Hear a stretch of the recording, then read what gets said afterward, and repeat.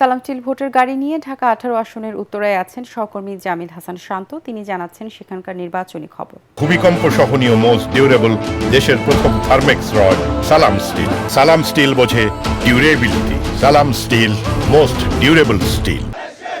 সালাম still voter গাড়ি নিয়ে আমরা বর্তমানে অবস্থান করছি উত্তরায়। এটি ঢাকা 18 আসন অন্তর্ভুক্ত।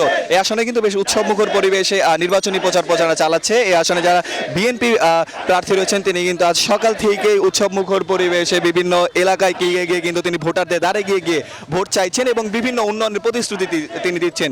এছাড়াও কিন্তু 11 দল জোটের কিন্তু এই এলাকায় এনসিপির প্রার্থীও রয়েছেন, তিনিও কিন্তু বেশ উৎসবমুখর পরিবেশে এলাকায় নির্বাচনী প্রচারণা চালাচ্ছেন। আপনি দেখতে পাচ্ছেন নিশ্চয়ই বেশ উৎসবমুখর পরিবেশে এখানে স্লোগান দিচ্ছে এবং বিএনপির হয়ে ভোট চাইছেন এলাকায় যে বিএনপি প্রার্থী রয়েছেন।